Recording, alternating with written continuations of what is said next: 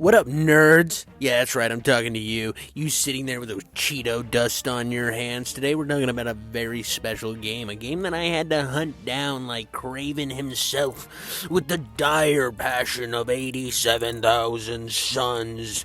That's right, boys and girls. We're talking about Shattered Dimensions. Spider-Man, that is. And this game is insanely expensive. First Google results are $150 and $500. That makes no sense. But this game was published by Activision and developed by Beenox. I don't know who Beenox is. Let's see what they're doing now. What is Beenox doing now? Oh, making Call of Duty. That makes sense. That makes a lot of sense. But I didn't spend like anywhere from $150 to $500. Most of the time you can find this game anywhere from the $60 to $70 to $80. For the most part, that's where you will find this game. And if you're wondering why this game is so dang expensive, so like wallet drainingly insane, well, this game not only inspired its own comic book run, but it also inspired 2 movies. That's right. The Spider-Verse was created and molded from the ideas brought forth in this game. And that's insane to me. Most of the time, when you have a game based on a comic book, it's just based on a comic book. The fact that this game, based on a comic book, then inspired a comic book, which then inspired its own film series, is way kind of twisted up and backwards, and the amount of calculations I have to do to make it make sense is not that hard, honestly. Not that hard. If you have 2 brain cells to run together, you can figure it out. I mean, money was to be made. They made money off of this. And to be honest, rightfully so. This is an insanely fun idea. Now, this is a very, very linear style game. This isn't your typical open world Spider-Man game that we've done a million times. This is very God of War style combat, except for better. It is better than God of War style combat. It's a little more, I would say, fluid. It's got a little bit better dodging mechanics. I would definitely give it that, but I'm getting ahead of myself. Just know it is heavily inspired by God of War, and when it comes to combat, which is way better than the modern Spider-Man games. Now, you might come over to the comments right now and be like, modern Spider-Man's so much better, and look how crappy this game looks. I don't care, dude. I don't care. Those games are not for me. This combat style is way more for me, and the fact that you can beat a boss fight in your own, like, pace, depending on how good you are at the game, is kind of insane. I mean, even the gimmick bosses have the ability, if you're good enough, you can finish the fight a little sooner. I mean, not all of them, but most of them have that ability. And when Spider-Man's kind of just like, the modern ones are like, well, we want you to hear all the dialogue lines. It's like, I don't fucking care about that. I am wanting to live out my superhero fantasy.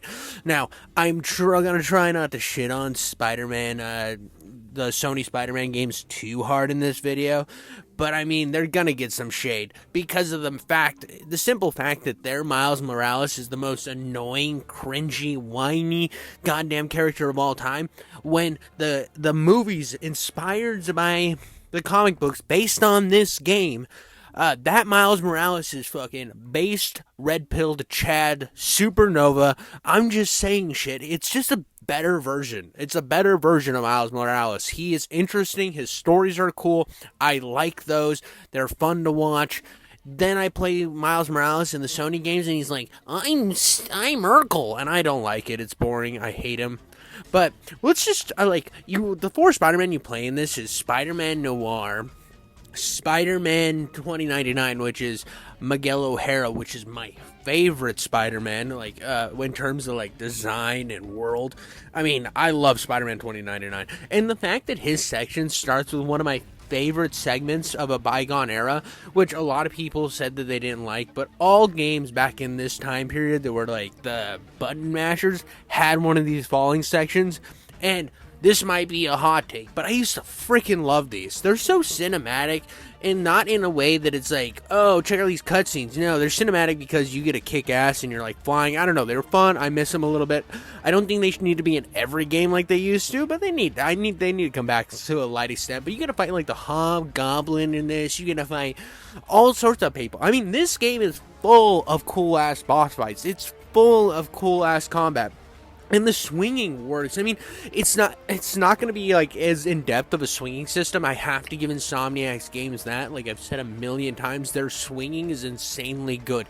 If the rest of the combat and the gameplay was as good as their swinging was in those games, I would love those games. Well, not completely. I mean, the fact that I have to be like an environmentalist just pisses me off. That whole section will always piss me off. It's like, I don't care how much somebody's car puts emissions into the air.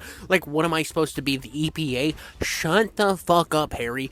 Go back to your coma, you stupid bitch. That's why I probably won't play Spider-Man 2. Really, the first game wasn't for me. Miles Morales wasn't for me. And now I'm finding all these old legendary games. And I'm not going to lie, the time I've spent with this game so far, and believe me, I'm going to be replaying this game over and over again. This game's for me. This is like Ultimate Spider-Man for me. This game has everything I want. It still kind of holds up because it really pushes art style. Each different section, as you can see comparatively, while I'm doing this this Spider-Man 2099 thing, you have that future element.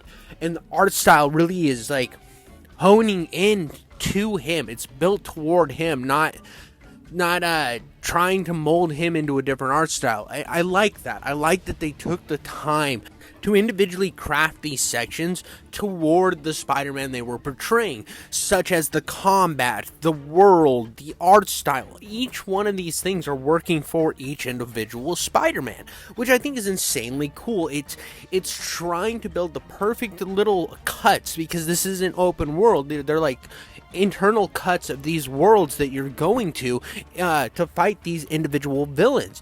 I mean, you go to Spider-Man Noir, for example, and it's very heavily stealth inspired, because every Spider-Man game has to have stealth for some reason, which I get it. A lot of people like stealth stuff. I'm not the biggest stealth guy. I think that this game has one of the better stealth moments in Spider-Man. Not as good as Insomniac's, because I have to say, like, Miles Morales, the game, had the best stealth, I think, in a Spider-Man game, but like, I'm not playing Spider-Man for the stealth, but I mean, it's good. It really helps with the noir styling that really pushes it to, I think, its own little area of awesomeness, because you feel almost Batman-like. You feel like this cool ass detective that's smoking cigarettes and like knowing he's gonna get lung cancer, but he's too cool to care about lung cancer, and he's probably too cool to even get it, because cancer is like scared of him. They're like, Spider-Man Noir, you're too cool for the cancer. But for the most part, that's what makes these stealth sections cool. And though they can be annoying, and though you get your ass kicked continuously through these stealth sections, because you get seen once, you get killed. But when you do get to the combat, for the base combat system, they all play very similar in what you do and how it functions. But the impact of your hits, the impact of the fighting style, changes massively between these three.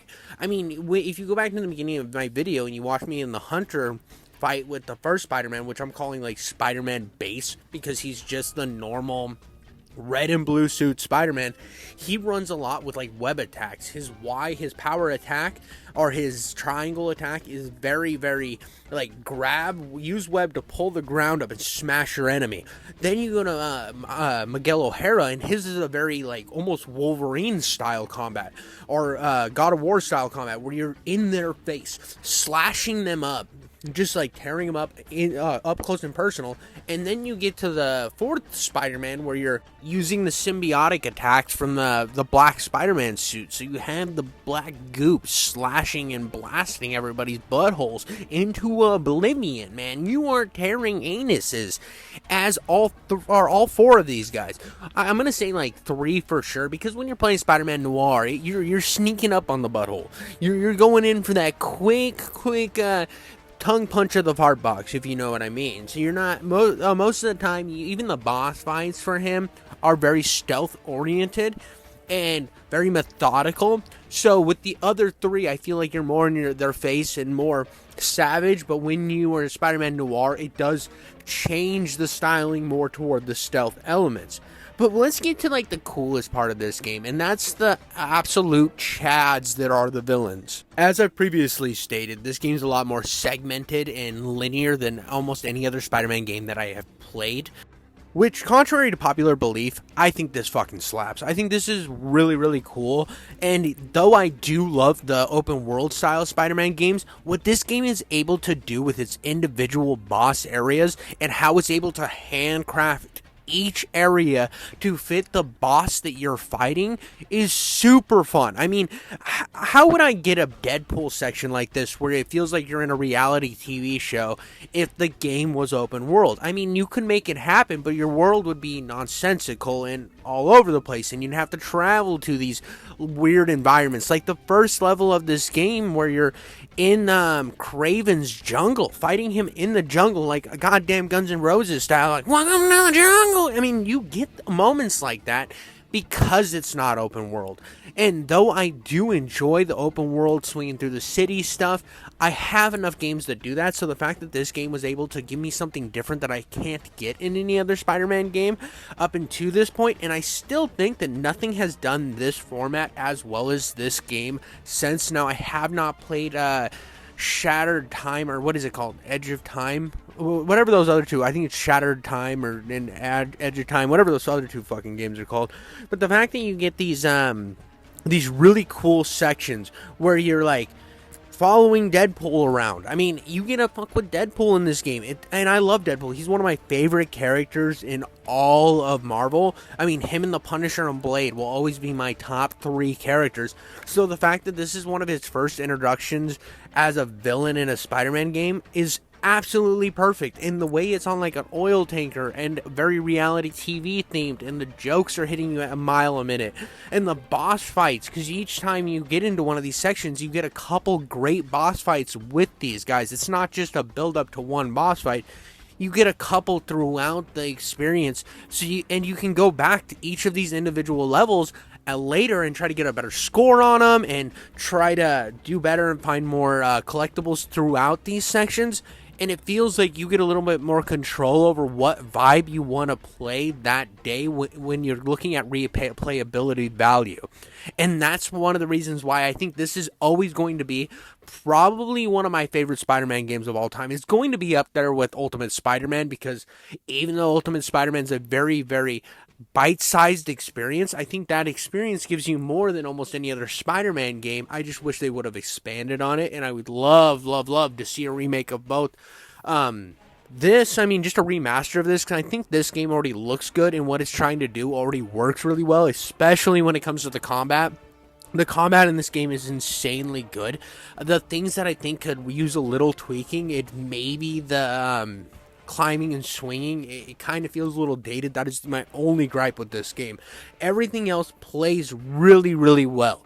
And when I look at this game, I think this game deserves a remaster. And I think, like, Ultimate Spider-Man, as much as I think that game's art style makes it still almost relevant today, I think a remake of it that really extended what it was trying to do and really trying to give us that old school comic book vibe, the kind of Spider-Man that I love, because I don't like the modern Spider-Man Sony one, which I've said in this video a million times. I made other videos how I don't like Insomniac. I don't like that Insomniac's doing Wolverine, but I do have to say that, like, that being said, I know that there's games that were made for me, and I would love to see them touch back on the older style Spider-Man, because it felt like these games were trying to give you that comic book experience, and the new Spider-Man game is trying to give you whatever the fuck Insomniac wants to give you, and you better open your mouth and swallow that load, or you're a fucking racist, homophobic, woman-hating piece of shit.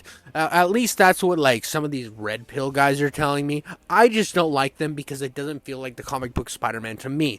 Now, I play games like this and Ultimate Spider-Man, and I feel like I'm getting that comic book experience that I want when I play a Spider-Man game. I'm getting that superhero fantasy.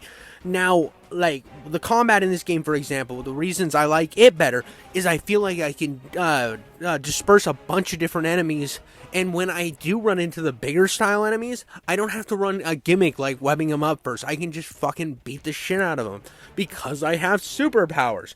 And I mean, look at how I just tear through these guys. I mean, even when they knock me down, I'm back up in a couple seconds. I'm moving on from one to the other. It's quicker. It's more dynamic. It's more, like, fast-paced. I don't feel like I'm ever stuck on one enemy too long.